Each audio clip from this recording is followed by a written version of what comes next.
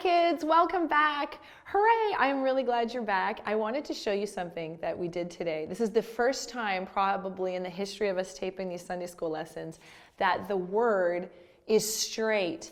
And do you want to know why? Mr. Cooper lent me his level. Guys, that's a level, and I actually checked and leveled it. I also drew a line. Because my kids, when I go home and then they see these lessons, my kids are like, Mom, they're so crooked. And I can't see it, kids. Like, I stick it up there and then I watch them afterwards and I'm so embarrassed that they're really crooked. Today, we're hoping for straight pictures. We'll see. Who knows? Okay, so today I am teaching about Jacob and what happens to Jacob after we left him. I'm going to pray and then we're going to get right into it. Dear God, I thank you for your word. I thank you for this story in Jacob's life, what you did, how you showed up to him, Lord, how you faithfully walked with him, and how you were sovereign over all of it. And God, we see that Jacob understood that.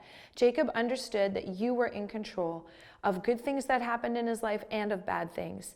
And I thank you for his example, that he understood that, God. I pray we would understand it, that you would help me teach that truth, your sovereignty, to these kids. Open their hearts even now as we learn. Let it make sense. Bless me and just anoint me as I talk, that everything I say would glorify you. We pray for your help, Lord, and we love you. In Jesus' name, amen. Okay, so kids, today is a really big one. Today, through a kind of a funny story to tell about this, to teach about this, you are going to learn one of the most important things about God's character, about who God is. We'll get to it probably midway through the story. So let's just take a little review. What has happened to Jacob? Do you guys remember where Jacob is? He just woke up. He's on his way from Padan Aram. He's just woken up from having a dream. Do you remember what was in his dream? He dreamed he saw a staircase going up to heaven. And on the staircase, angels were walking up and down. It says ascending and descending on the staircase. And even better than seeing the angels, God was at the top and God spoke to Jacob. Here's what God said. I am the Lord, the God of Abraham, your father, and the God of Isaac. The land on which you lie, I will give to you and your offspring. Your offspring shall be like the dust of the earth, and you shall spread abroad to the west and the east and the north and the south. And in you and your offspring shall all the families of the earth be blessed. That was God speaking of the Messiah, of Jesus Christ coming, right? Behold, I am with you, and I will keep you wherever you go, and will bring you back to this land, for I will not leave you until I have done what I have promised you. Guys, that's amazing. That was God's promise to Jacob when he was having a dream. He wakes up from that and he's changed. He says, this is the house of God. He stands that stone up on its end, the one he was sleeping on, and he pours oil over it and says, I'm calling this stone Bethel, house of God. And he says, I will choose God will be my God. From now on, God will be my God. And Jacob was changed because God changed him. God revealed himself to him. Now, he keeps walking on his journey. And I want to ask you, why is he on this journey? Why is he going to Padan Aram? Better yet, why did he have to leave his homeland? Why did he have to leave his family, his mom and his dad and his brother? Well, I think the brother is the answer there, right? Esau threatened Jacob's life. Esau was so angry at Jacob that he said when his dad Isaac died, and after the days of mourning were complete, I'm going to kill my brother. Rebekah heard it and wanted to save him, so she got Jacob out of there. Well, why was Esau so mad at Jacob? If you watched last week, you'll know Jacob stole Esau's blessing. He lied to his dad, he pretended to be Esau, and he got the blessing. And when Esau found that out, he was so angry about it, he threatened to kill Jacob. So Rebekah comes up with the story. She goes to Isaac and says, Isaac, I can't even stand these Hittite wives that Esau has. They're driving me crazy. Please let Jacob's wife come from my family, from my brother's house, from my family. And so Isaac agrees, and they send Jacob, and Jacob goes to Laban. He's traveling to his uncle Laban, Rebekah's brother, to try and find a wife. That's what they've sent him there for. And really, he's running for safety from Esau. So he's on his way and he gets to a well. Now at the well, there are 3 flocks of sheep sitting, waiting at this well. And a well in those days, guys, it may look different than what you maybe imagine as like a wishing well. Sometimes it was a huge like rock cistern, kind of a big rock. And a lot of times they had a rock that they would cover it with to keep it safe, that no one could fall in there, but also to keep the well safe so that nothing would poison the well, right? Like a dead animal, an animal wouldn't fall in there or something. So they'd have a big rock over the well, and everyone was waiting to use the well and to water the flock. And Jacob walks up and he says, "Where are you from?" And the shepherds answer him, "We're from Haran." And Haran was the actual small area, the district in Padan Aram where Laban lived. And he said, "Oh, well, do you know Laban, son of Nahor?" And they're like, "Yes, we do." And he goes, "Oh, well, is it well with him?" "Well, yes, it is well with him." And actually, his daughter, Rachel, see, that's her right there with that flock coming to the well. That's her. That's Rachel, Laban's daughter. And Rachel then comes down to the well. And they're still waiting for more flocks to come to water all these sheep. But when Jacob sees Rachel, it says, God kind of says in his word that he was moved in his heart. And he runs up to her. He kisses her like a greeting, like a kiss. And he tells her who he is. "I'm your relative." And he actually rolls the stone away from the well and waters Rachel's flock, Laban's flock, right away, immediately. Doesn't wait for that. And he kind of explains, it says he weeps, he cries, and he explains, "You're my family." Can you guys imagine God making it that easy for Jacob to find the family that he was looking for? I think that's very cool. So then when Rachel finds out, wow, this is Rebekah's son, Rebekah, my Aunt Rebekah, my dad's sister, Rebekah, this is his kid. She runs back, tells her dad, and then it says Laban runs out to meet Jacob. And Laban, he embraces him, he hugs him, he kisses him, again, like a greeting, a kiss, and he brings him back to his house. And so then Jacob explains who he is, how he's traveled from where he's from, and how Isaac and Rebekah are doing, explains all of it, and it says that Jacob lived there helping Laban for a month. Well, I have a picture to put up. So, this is a picture of Jacob at the well meeting Rebekah. And I hope you can see that there's Jacob, there's, Rachel, I should say, Rachel. There's Rachel, there's a little sheep, okay? And they've watered the sheep. Okay, so Laban then comes to Jacob after a month and says to him, "Okay, it's been a month, you've been here working and helping me for a month. You're my relative, like my kinsman. I feel like I should be paying you. You shouldn't have to work for nothing. What do you want? What are your wages?" Okay, kids, here it is. Jacob does not ask for money, and he does not ask for sheep of the flock. You guys might be a little surprised by what he asks for. He says, "I want to marry Rachel. I want to be allowed to marry your daughter, Rachel. That's what I want to be working towards." You may be like, "What?" Laban had 2 daughters. He had Leah, she was the oldest. And the Bible, what it says about Leah was that she had pretty eyes. And he also had Rachel. So his second daughter, Laban's second youngest daughter, was Rachel. It says that Rachel was beautiful, but more importantly, it says Jacob loved Rachel. I kind of imagine that from the first day at the well when he met her, he loved her. And so when he had a choice to ask for wages, he said, "I'll work 7 years if I can marry Rachel." And Laban, he kind of was happy about it. He said, "It's better she marry you than some stranger. Great, you can marry Rachel for 7 years of work." 7 years. Wow. So you got a picture now, Jacob. Every day he gets up, he's working in the hot of the sun. It's hot all day long. At night it gets really cold. He's sleeping out there with sheep, and he's taking care of the sheep for 7 years. You know what the Bible says? The Bible says that to Jacob it felt like just a few days of work because his love for Rachel was so great. So after the 7 years are finished, Jacob comes up to Laban and says, "Uncle Laban, I've worked my 7 years. Could you give me my wife now, please? I want to marry her." And Laban's like, "Yes, your time's complete. You did it." He calls all of his friends and relatives. He has a big feast, and this is a wedding feast now for Jacob and Rachel. Everybody's eating and drinking and having a great time. And then at the end of the whole feast and the ceremony and the whole thing, and sometimes they would go on for a long time, Jacob then goes to his tent or his part of the house, and Laban brings his bride to him, and she was probably wearing a veil. They would cover their faces probably. And so the bride goes in, and then in the morning, wait for it, Jacob wakes up. Who's in the house making breakfast? Leah. Leah is in the house in the next morning. It is Leah that he is married. It isn't Rachel. What happened? Who did he work 7 years for, kids? Rachel. He loved Rachel, and that time flew by because it was like his love for Rachel was so strong. It didn't even matter that he was working so hard. He goes to his uncle Laban and he says, I'm going to read it to you guys from the Bible. What is this you've done to me? Did I not serve you for Rachel? This is in Genesis 29 if you want to look it up. I was working for Rachel. You knew it. I knew it. I've been waiting 7 years for Rachel. What have you done to me?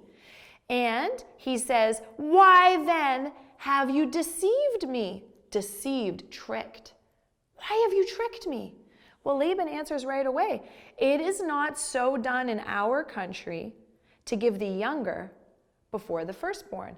Laban makes a simple explanation. Where we live, Jacob, you don't marry the younger daughter off before you marry the older daughter. The firstborn daughter has to get married first. Laban had been planning this trick probably for 7 years. If Leah didn't get married during that time, his plan was, I'm going to marry Leah to Jacob and he won't know. He tricked Jacob. Guys, stop right here. I want you to think for a second. Who does this remind you of? Laban knowingly deceived Jacob. He tricked him. Who does that remind you of?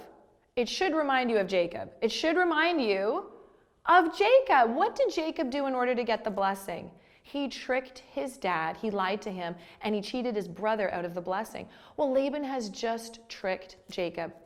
And I think I mentioned to you last week that there was a way that Jacob was kind of like a consequence for that deception, for him lying and him cheating his brother out of the blessing, that there would be a consequence. This is it. This is like a punishment for Jacob's tricking from before. And so now what? Well, Jacob still loves Rachel. He still wants to marry her. And so he talks to Laban, and Laban says, okay, Jacob, what about this? You stay married to Leah, and at the end of this week, you can marry Rachel too. And then you can work for me another 7 years, and that will pay off for marrying Rachel in the end. So you'll have 2 wives. Okay, so Jacob agrees. He's going to work now 14 years to be able to have Rachel, to be able to marry Rachel. When you look at his family now, his family has grown. He has 2 wives that he's responsible for, Leah and Rachel. And when Leah came to his family, she came with a servant, Zilpah. Laban gave Leah Zilpah to be her maidservant. So there's Zilpah as well. And Rachel had Bilhah as a servant. And so Laban had said to Rachel, you can keep Bilhah as your maidservant. And so now Jacob is working as a shepherd for Laban. He is in charge of the flock, and he has 2 wives, but 4 women that he's responsible for as his family grows. Okay, so Jacob's working. You need to know, guys, Jacob loved Rachel. And he did not love Leah the same way that he loved Rachel. You might even be able to say maybe he didn't even really love Leah. He didn't even really love Leah. Now, he took care of her and he respected her and all of those things, but his heart really belonged to Rachel. And that made Leah feel very sad.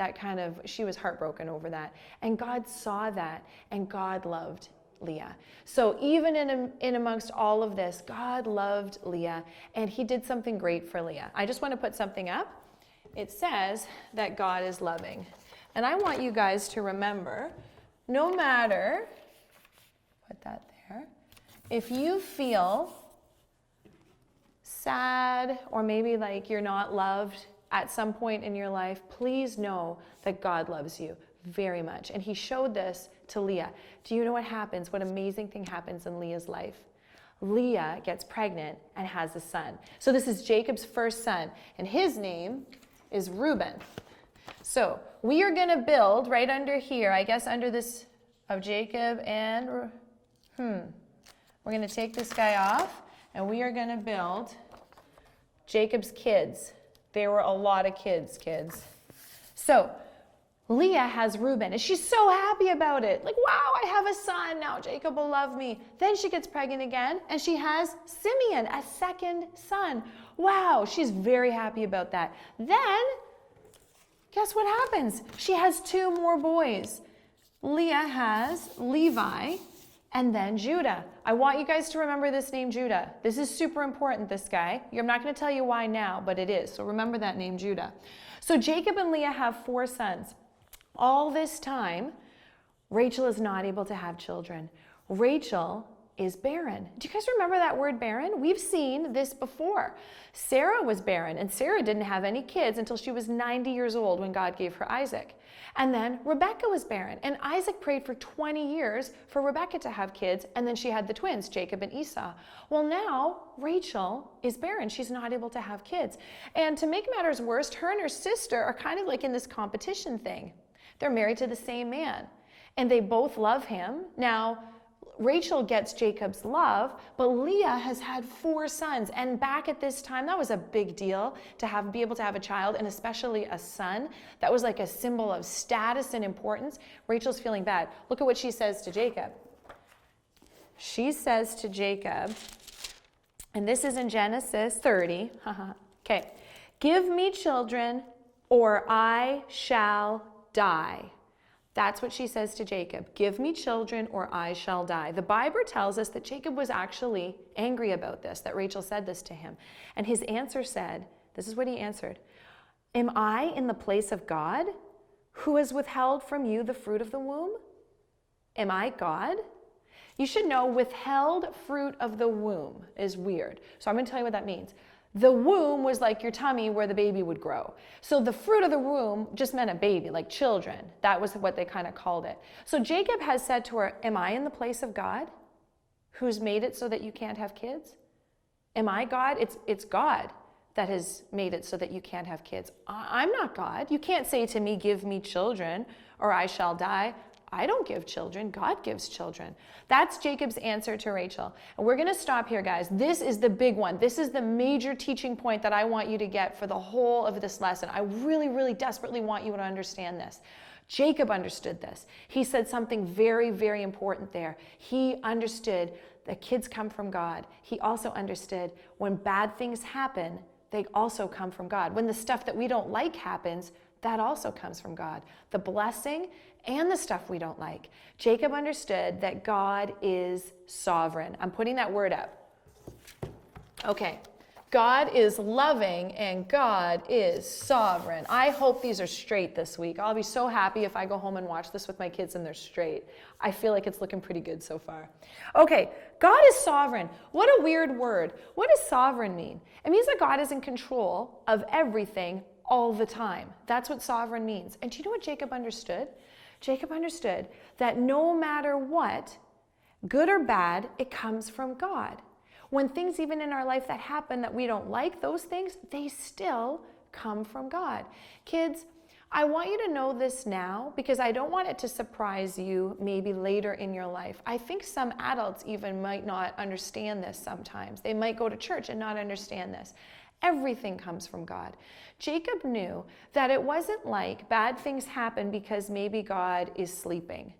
Maybe bad things happen because, well, let's blame the devil. Or maybe bad things happen because God is weak. Jacob understood none of that is true. God is always in control, and anything that happens, happens from God. Okay, kids, think about this in our life right now, okay? I want you to think about maybe the worst possible thing you could imagine happening to you.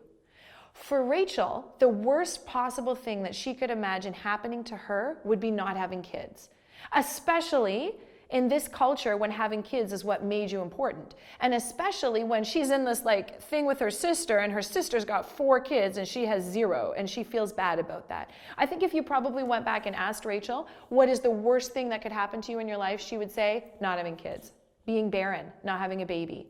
Ugh, she would say that's the worst. What's the worst thing that could happen to you? Probably maybe your mom and dad would die or losing your brother and sister. For me, it would be either of those 2 things, or maybe that one of my kids would die, or Maddie, or even especially my dad, who's not a Christian. That would be like the worst thing that I can imagine.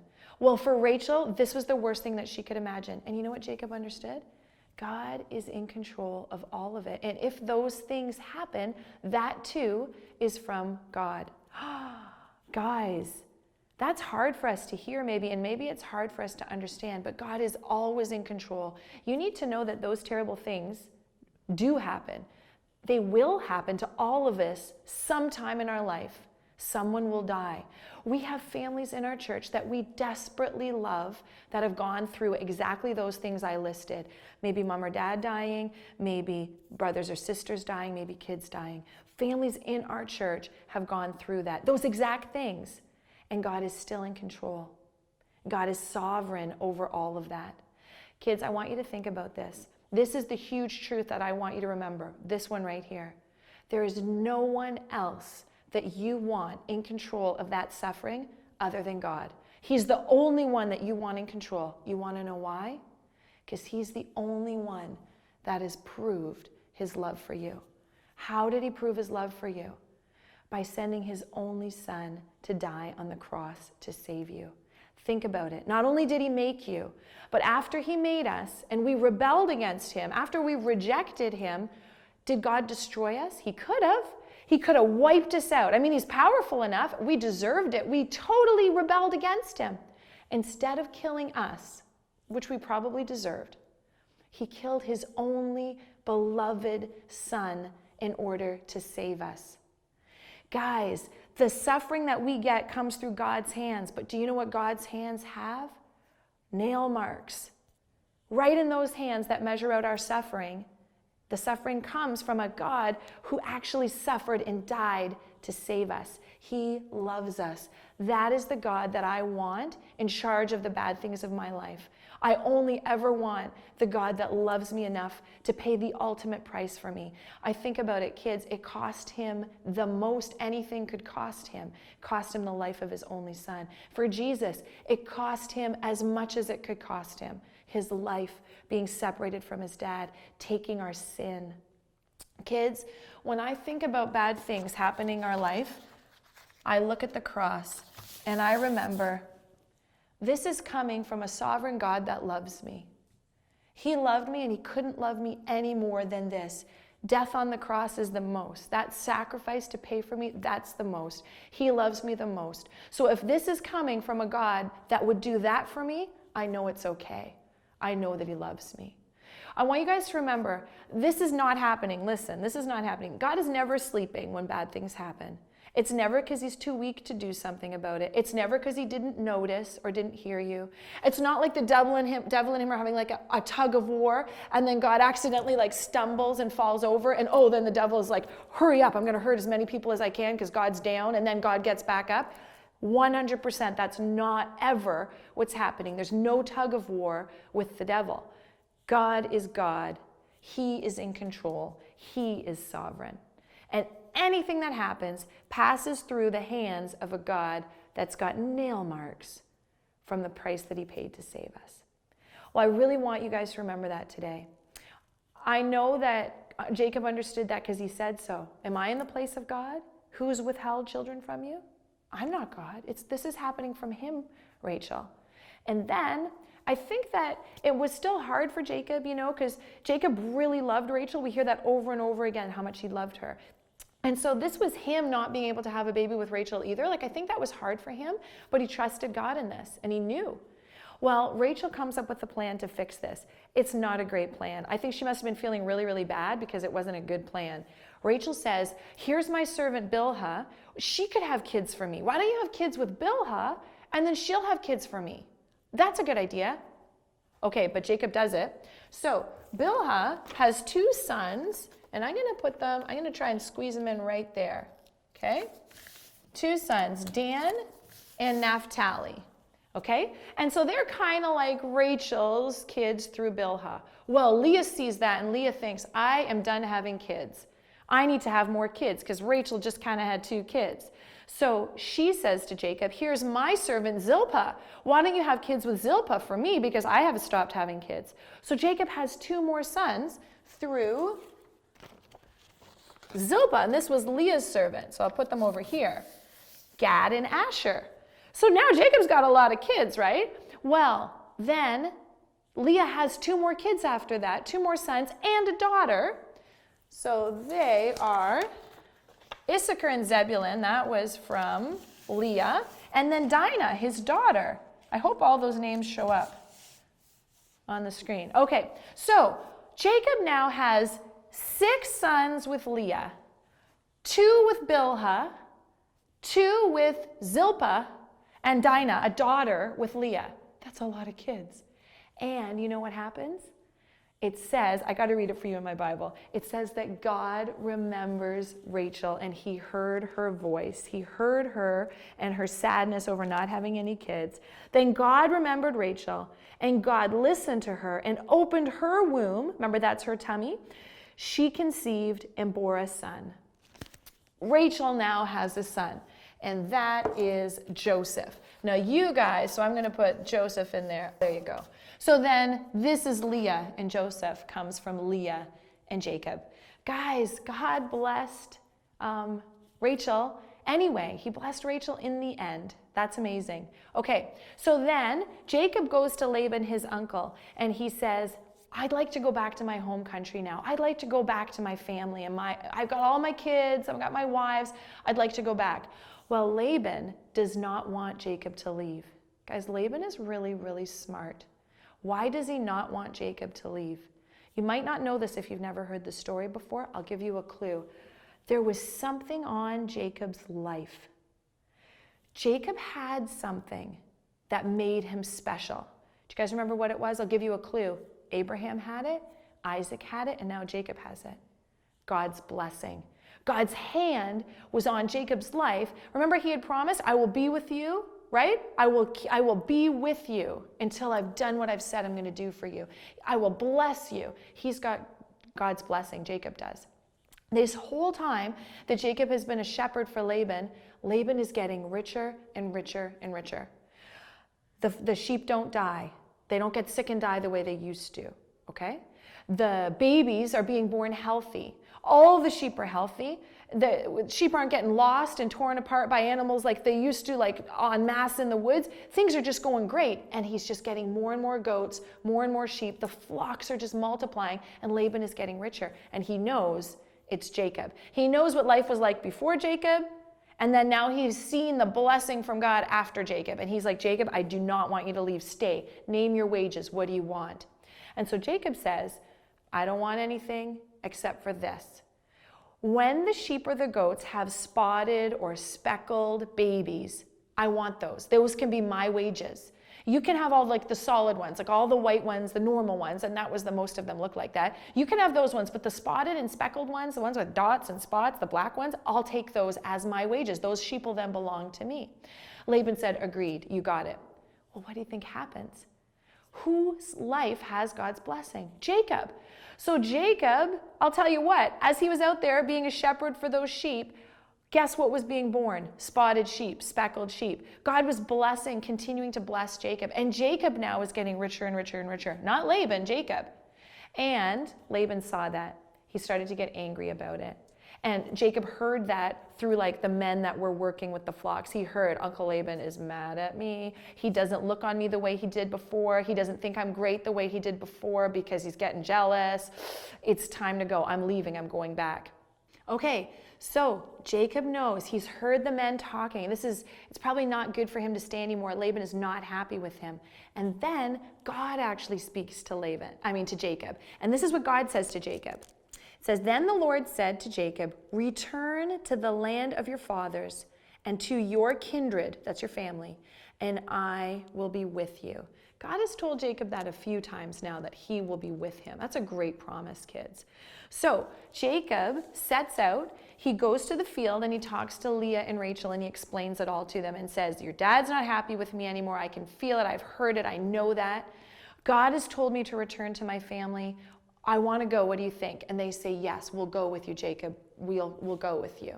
Think about it, kids. Jacob has been here in Haran and Paddan Aram with Laban for 20 years. There was the first 7 years that he worked for Rachel, the next 7 years that he worked for Rachel again, and then 6 more years he's been a shepherd for Laban, and in that time he's been earning wages. And Laban has actually kind of tricked him and changed his wages a couple of times with being sneaky and stuff like that. So Jacob is now going to leave, but guess what he decides? He decides not to tell Laban that he's going. He's afraid that Laban's going to try and keep him again. He's afraid that maybe Laban will try and take back his daughters. And so he's not going to tell Laban. He's going to trick him. Again, guys, with the tricking, honestly, What is Jacob not doing at this particular time? He's not trusting God. God's asked him to leave. God's commanded him to leave. He's told him to go back and said, I will be with you. Jacob knows he can trust God. God is sovereign. And we see that Jacob's already trusted God with a huge thing in his life, with Rachel not being able to have kids, right? And God proved faithful. He gave them Joseph, right? But in this instance, he decides he's going to just deal with it his way. And so he packs everybody up, all the flocks. He doesn't steal Laban's sheep or goats. So the speckled ones, the spotted ones, that's what he takes. He doesn't take Laban's, but he goes with his kids and his wives and the servants, and they leave. 3 days later, Laban finds out about it. So it takes 3 days for Laban to realize what's happened, and he gets word Jacob has left. He's gone. And Laban mounts a posse, and he follows after him. Wow, guys. So I use the word a posse. That's like a Wild West word. But it would have been him and a team of men that he trusted, and they could move fast. And so they're now chasing Jacob. Jacob's had a 3-day head start, but he's got a lot of sheep and goats. He's very rich and successful, and he's got his kids and his wives, so he's moving slower. And after 7 days, Laban catches him. And then when Laban catches him, he says, what have you done? Why would you do this and deceive me like this? I didn't even get to kiss my daughters. I didn't even get to kiss my grandchildren goodbye.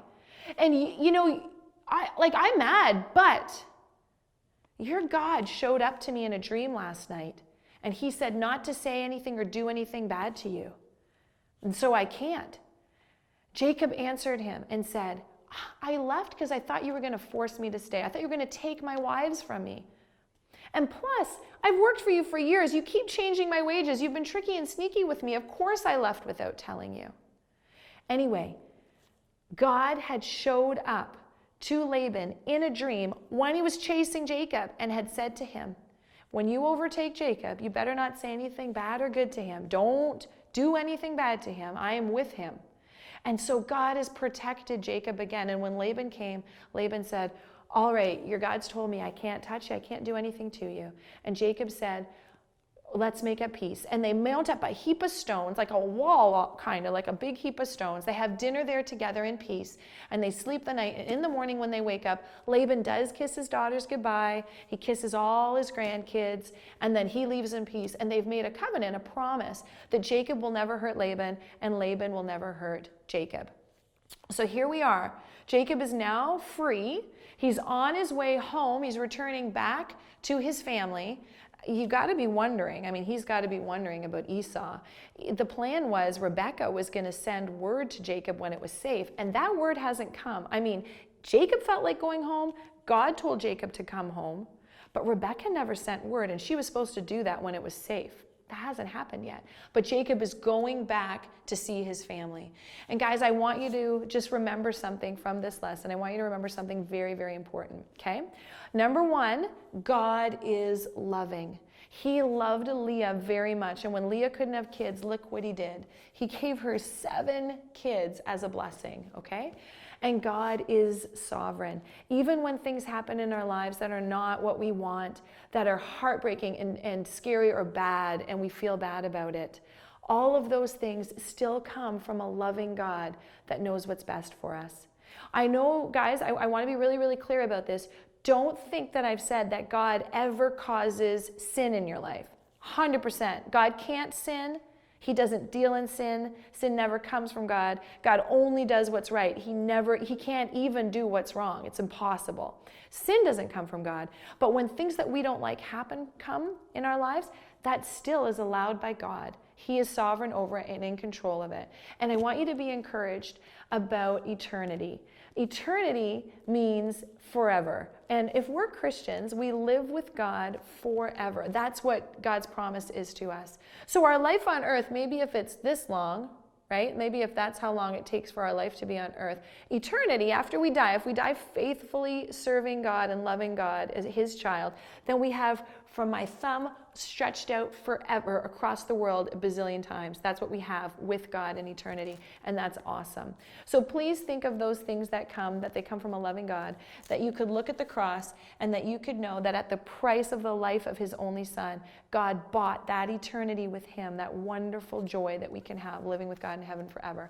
That's what he bought for us at the cost of his son. He couldn't love us anymore. Jesus literally loved us to death. It would be impossible for them to love us anymore, and I'm thankful for that. I can't wait to see you guys next week. I want you to know it's not only God that loves you. I love you. All of your teachers here at the church love you. We miss you, and we can't wait to see you guys again when we can. And we'll see you next week. I hope that you guys come back. Okay.